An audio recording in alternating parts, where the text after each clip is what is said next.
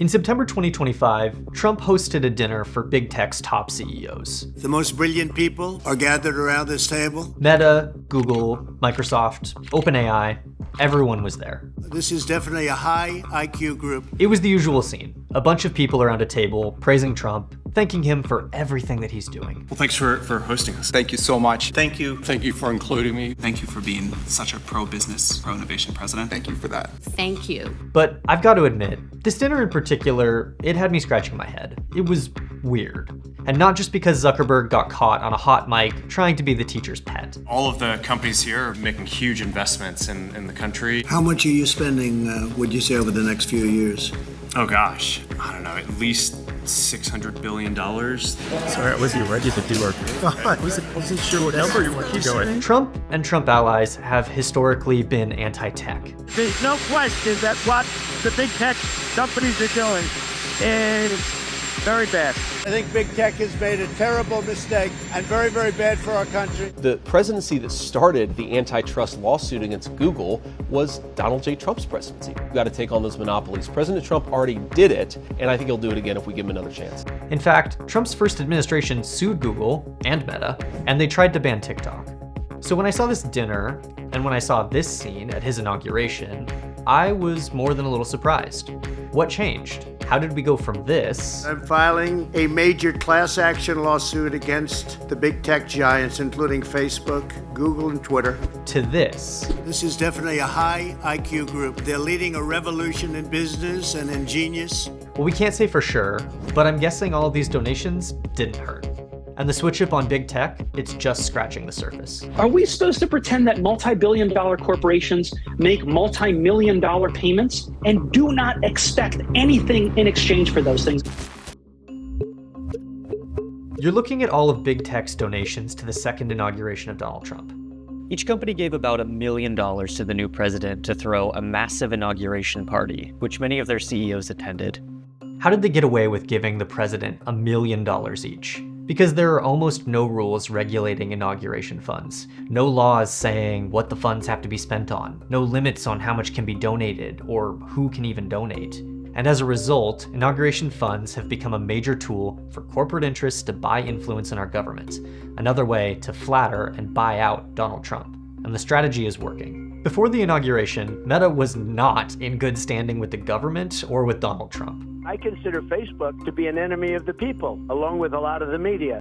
Under Biden, the Consumer Financial Protection Bureau was investigating Meta for illegally harvesting users' financial data to sell more ads on their platform. Then, Trump takes office, Meta donates $1 million, and the investigation vanishes. In fact, the Trump administration has basically shut down the Consumer Financial Protection Bureau entirely, which is great for Mark Zuckerberg, but not so much for the entire idea of protecting consumers.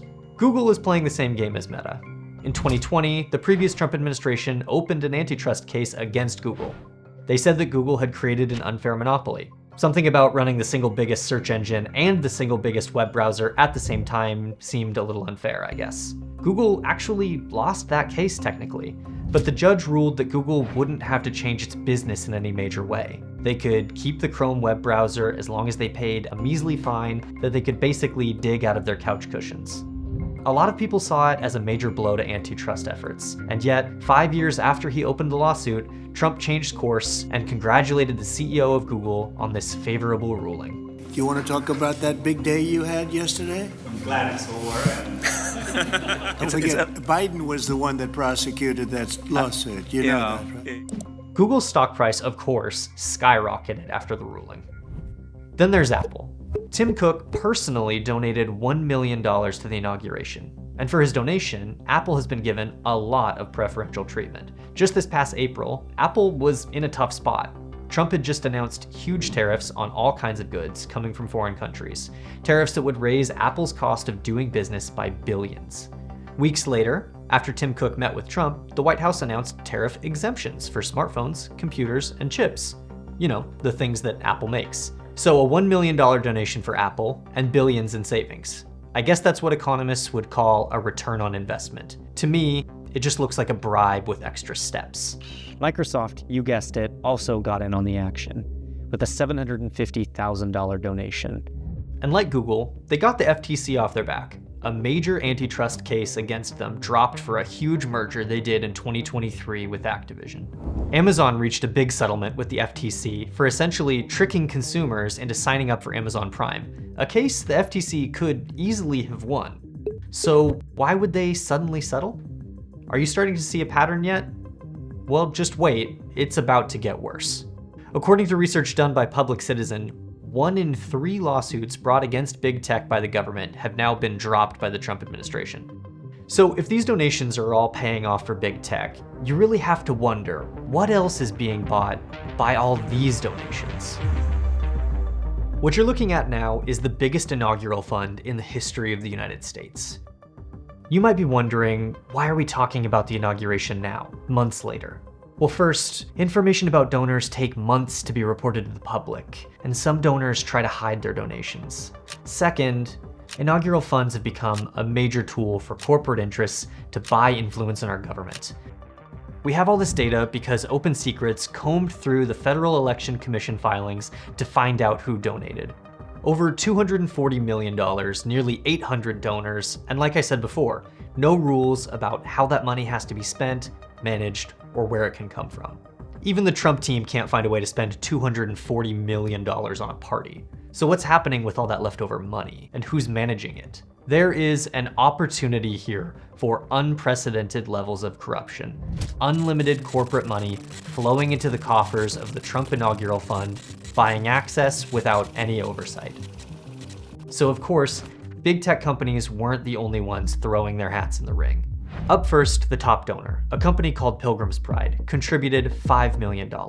They're one of the top chicken producers in the United States, and this was their biggest political donation ever. And you know what? It looks like they're getting good value for their money.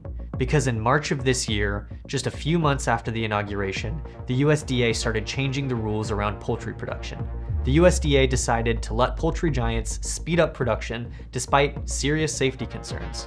Unions pointed out that increased speeds will mean more injured workers in an industry where over 80% of workers are already at risk for repetitive use injuries. And yeah, that makes sense. But I guess the unions didn't have $5 million to give to the Trump administration. Next up, Big Oil, ConocoPhillips, and Chevron. On the first day of the new administration, Trump signed an order to expand drilling on federal land in Alaska. Then they passed the One Big Beautiful Bill, which had $18 billion in tax breaks and incentives for big oil. Then in July, they reversed their own ban and decided that Chevron should definitely be allowed to operate in Venezuela. And I'm sure the $2 million donation had nothing to do with it. Nvidia got in on the action with a $1 million donation. And what did they get? Permission. The government had previously banned Nvidia from selling their most advanced AI chips to China on the grounds that China would be using them for the military. Not the case anymore. AI chips can be sold to China again, although Nvidia does have to share 15% of the revenue with the US government. Just like with Apple, tariffs seem to only apply to people who lack direct access to the president.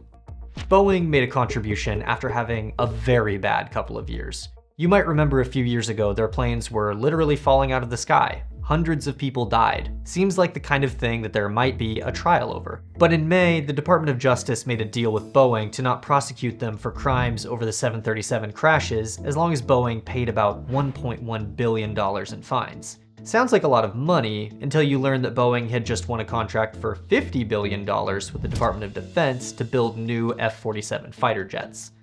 Looks a lot like a preferential slap on the wrist to me. If you hate the current state of air travel, then you'll be interested to hear that Delta and United both made major donations. Then the Trump administration turned around and killed new rules that would force airlines to compensate passengers for excessive delays. In response to this move, and the rollback of other rules about hidden fees and flight cancellations, the airlines said, "We look forward to working with the Department of Transportation on implementing President Trump's deregulatory agenda." Yeah, I bet they do. The crypto industry also came in with some of the biggest donations for President Trump. Crypto companies and schemes rocketed to the center of the Trump world at the start of this year when Trump passed the Genius Act, the first major piece of legislation that brings cryptocurrencies into the formal economy, started dropping major investigations into crypto companies, created a strategic cryptocurrency reserve for the government, and launched his own meme coin on the Solana blockchain, another major donor. which is a long-winded sentence that I can't believe I just had to say. And maybe the worst part of all of these donors are the ones that we don't know anything about. The shell companies, political action committees, and the fake nonprofits that were made to hide who the real donors are. Americans for Pharma Reform, Election Freedom Inc., Axe Capital, all untraceable dark money. We'll probably never know who they were or what influence they bought.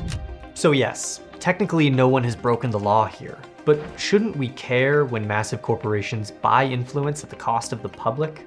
$1 million to spare? You can have dinner with the president, and he might even listen to your concerns. $5 million to spare? You can probably buy a whole policy. To me, this looks a lot like a system of patronage, a government that operates on fealty, bribes, personal favors, and insider access. It's not just the inauguration and all this money. It's how the Trump administration has attacked big law firms to get them to offer free work. It's how they sued media companies to get them to take people off the air that don't give Trump favorable coverage. It's how they force private companies to bend the knee to comply with Trump's preferences. It's how they threaten to withhold funding from states with governors that Trump doesn't like. The inaugural fund was just one move in the playbook, a move that recenters corporate power at your expense. Thanks so much for watching. If you liked this video, be sure to like and subscribe. And if you have more ideas for stories like this that you want us to investigate, be sure to let us know in the comments.